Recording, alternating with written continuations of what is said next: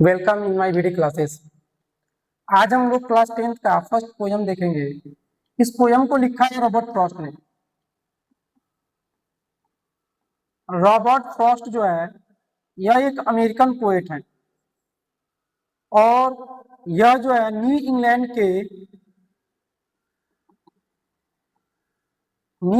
के rural area के बारे में रूरल एरिया के बारे में जो है ये पोयम लिखते हैं।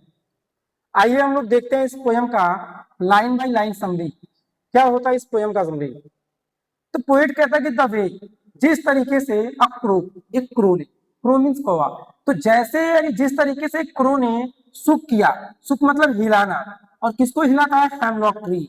जैसे ही एक क्रो ने एक हेमलॉक ट्री को जैसे ही हिलाता है और हिलाता है तो एक डस्ट ऑफ स्नो, एक बर्फ का जो कण था वो बर्फ का कण डाउन नीचे की तरफ गिरता है ऑन मी, मेरे ऊपर, मतलब पोएट के ऊपर।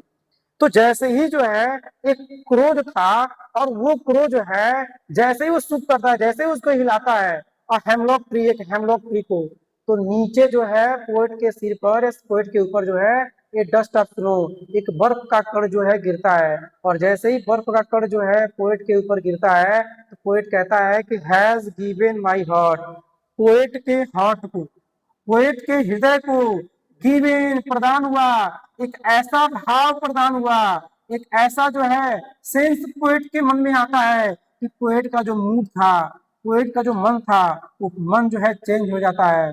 और पोएट आगे कहता है कि आई हैड व्यूड, मैंने व्यूड कर दिया था, मैंने बर्बाद कर दिया था, तो उस बर्बाद किए हुए कुछ भाग में से, ऑफ अ डे, दिन के कुछ भाग में से, सेव्ड सम पार्ट, मैंने कुछ पार्ट को जो है बचा लिया। तो यहाँ पर पोएट जो है ये बताना चाहता है कि एक बार पोएट जो है किसी हेमलॉक ट्री के पास से गुजर रहा होता है और जैसे ही पोएट यहाँ से जा रहा होता है तो यहाँ पर जो है बर्फ का कण जो है इस पेड़ पर लगा होता है और पोएट के ऊपर जैसे ही गिरता है तो पोएट का जो मूड था, पोएट का जो मन था, वो मन चेंज हो जाता है। और चेंज होने के बाद से पोएट ने एक दिन का कुछ भाग था, एक दिन का कुछ पार्ट था, उस पार्ट को पोएट बचा लेता है। जिस कुछ कुछ पार्ट को, दिन के कुछ पार्ट को जो उसने बर्बाद किया था, उस बचे हुए कुछ पार्ट में से पोएट ने कुछ भाग जो है बचा लिया। तो ये पोएम का जो है ये समरी है। आइए हम लोग देखते हैं इस पोएम का राइम्स क्या होगा।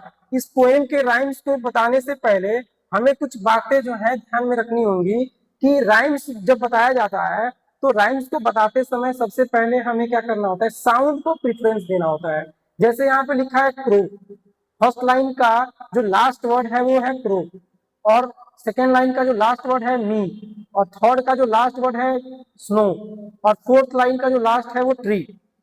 तो पहले वाले लाइन में जो है लिख देते हैं ए, क्योंकि इसके ऊपर कोई लाइन है ही नहीं पोएम की, तो फर्स्ट वाले में लिख देते हैं ए। दूसरा में जो है ये है, इसका साउंड आएगा मी, और पहले वाले लास्ट में आ रहा है क्रो। तो क्रो का साउंड मी के साउंड के से जो है मैच नहीं कर रहा, इसलिए ए के बाद से हो जाएगा बी। और तीसरे वाले में हो जाएगा स्नो, स्नो का साउंड जो है क्रो के साथ में मैच कर रहा है, इसलिए ये हो जाएगा ए। ट्री का साउंड जो है ऊपर तीन लाइन जो है, तीन लाइन में जो लास्ट वाले वर्ड है उनमें से किनके साथ में मैच कर रहा है ट्री का साउंड? तो ट्री का साउंड जो है मी के साथ में, मी ट्री, तो मी का साउंड जो है ट्री के साथ में आ रहा है, और मी का राइम्स है बी, तो ट्री का भी हो जाएगा बी। सेकेंड स्टेंजा में जाएंगे तो सेकेंड स्टेंजा में हम लोग देख सकते हैं हर्ट, हर्ट का साउंड इसमें से किसी के साथ मैच नहीं कर रहा, तो यहाँ पर जो है हर्ट का साउंड नहीं मैच कर रहा है, तो बी के पास से हो जाएगा ये सी। और मूड, अगले लाइन का जो लास्ट वर्ड है मूड, मूड का किसी के साथ में जो है साउंड मैच नहीं कर रहा, तो मूड, तो सी के बाद से हमारा अगला हो जाएगा डी। और पार्ट, अगला है पार्ट, पार्ट का जो राइम्स हो जाएगा, तो पार्ट का साउंड किसके साथ मैच कर रहा है? तो हर्ट के साथ में, तो पार्ट का हो जाएगा हर्ट के साथ में, तो हर्ट का है सी, तो ये भी हो जाएगा सी। र्यूड, र्यूड का साउंड जो है मूड के साथ में ड, और ये र्यूड ड, तो मूड का राइम्स है डी, तो र्यूड का भी हो जाएगा डी। ये पहले वाले पोएम का, फर्स्ट पोएम का जो पार्ट वन है, इस पार्ट वन को हम लोग देखे हैं। आइए हम लोग देखते हैं सेकेंड पार्ट जो है, फर्स्ट पोएम का जो सेकेंड पार्ट है, उस पोएम में पोएट के द्वारा क्या बताया जा रहा है। तो यहाँ पर सेकेंड पार्ट जो है इस पोयम का टाइटल है फायर एंड आइस। पोएट यहाँ पे पोएट जो है यहाँ पर फायर का जो मीनिंग है, फायर को जो रिप्रेजेंट करता है वो वर्ड है डिजायर। फायर को यहाँ पे पोएट ने डिजायर से कंपेयर किया है। डिजायर कह सकते हैं या ग्रीड कह सकते हैं। और आइस को यहाँ पे पोएट ने जो है हेट्रेट से कंपेयर किया है। हेट्रेट से यहाँ पे पोएट ने कंपेयर किया है। तो यहाँ पे पोएट जो है फायर को डिजायर से कंपेयर करता है और आइस का मीनिंग यहाँ पे पोएट ने हेट्रेट बताया है। तो आइए हम लोग देखते हैं इस पोयम का लाइन बाय लाइन एक्सप्लेनेशन क्या होगा। पोएट कहता है कि द सम का मतलब कुछ लोग, से मतलब कहते हैं, कुछ लोग कहते हैं कि द वर्ल्ड, ये संसार जो है, ये जो वर्ल्ड है वो विल एंड, इस संसार का अंत हो जाएगा इन फायर से। कुछ लोगों का मानना है कि इस संसार का अंत जो है फायर से हो जाएगा। फायर का मीनिंग क्या है? डिजायर। तो यहाँ पर जो है कुछ लोगों का मानना है कि धरती का अंत जो है डिजायर से हो जाएगा। जैसा कि हम लोग देख सकते हैं आज धरती पे जो है अलग अलग लोग जो है, कितने लोगों के अंदर डिजायर्स हैं, उन डिजायर्स की वजह से जो है इस धरती का अंत हो जाएगा, ऐसा कुछ लोगों का मानना है। लेकिन कुछ लोग कहते हैं इन आइस, इस धरती का अंत आइस से हो जाएगा। तो पोएट ने यहाँ पे दो कंट्राडिक्शन दिखाया है।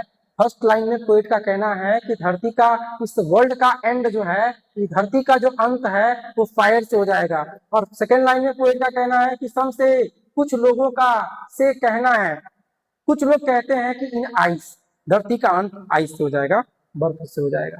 फिर पोएट कहता है कि फ्रॉम वार, जितना आई हैव टेस्टेड, जितना मैंने टेस्ट किया है, जितना मैंने अनुभव किया है, ऑफ डिजायर को, जितना मैंने डिजायर को टेस्ट किया है, जितना मैंने डिजायर को अनुभव किया है, आई होल्ड विद, मैं उनके साथ हूँ। मेरा मानना है कि वे लोग हु फेवर फायर, जिन लोग, मतलब पोएट कहता है कि आई होल्ड विद, मैं उन लोगों के साथ हूँ, जिन लोगों का जो लोग जो है हु फेवर फायर, जो फेवर में है, जो साथ में है फायर के। मतलब ये है कि पोएट का कहना है कि जो लोग, मतलब ऐसे लोग जिन लोगों का मानना है कि धरती का अंत फायर से हो जाएगा, पोएट जो है उन्हीं के साथ में है। इसका मतलब ये है कि पोएट भी जानता है, पोएट का कहना है कि धरती का अंत जो है वो फायर से हो जाएगा। फायर का मतलब डिजायर। अगर धरती का अंत होता है तो सबसे पहले धरती का अंत हो जाएगा फायर से, मतलब डिजायर। तो सबसे पहले अगर धरती का अंत होना होगा तो होगा डिजायर से।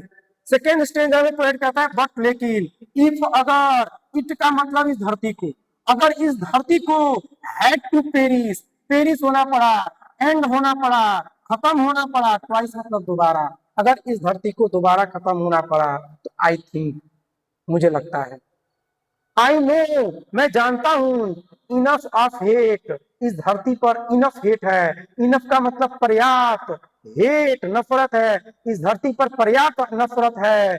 टू से, और मैं कह सकता हूं, दैट की फॉर डिस्ट्रक्शन के लिए, डिस्ट्रक्शन का मतलब होता है विनाश। तो पोएट कहता है मैं कह सकता हूं कि विनाश के लिए जो आइस है, जो नफरत है, वह नफरत इज आल्सो ग्रेट, नफरत भी जो है एक भारी मात्रा में जो है, भारी मात्रा में इस धरती पर है, गुड सफाइस, और ये जो नफरत है ये सफाइस है, ये पर्याप्त है इस धरती को अंत करने के लिए। तो अगर दोबारा धरती का अंत होता है तो पोएट का कहना है कि नफरत भी जो है पर्याप्त है इस धरती पर, इस धरती को दोबारा खत्म करने के लिए। तो पोएट ने यहाँ पे जो है दो चीजों से जो है कंपेयर किया है, फायर से और आइस से। सबसे पहले हम लोग ध्यान में रखेंगे कि अगर एग्जाम में कुछ क्वेश्चंस आते हैं तो इस चैप्टर से क्वेश्चन आने की संभावना ये है कि ये पूछा जा सकता है आपसे कि फायर का क्या मीनिंग है, फायर को पोएट ने किससे कंपेयर किया है, और आइस को जो है, आइस को पोएट ने किससे कंपेयर किया है। तो हमें ध्यान में ये रखना है कि फायर का कंपेरिजन जो है डिजायर से हुआ है और आइस का कंपेरिजन हेट्रेट से हुआ है। और यही क्वेश्चन जो है बार बार रिपीट होते हैं। अगर वीडियो अच्छा लगा हो तो शेयर और सब्सक्राइब जरूर करें। धन्यवाद।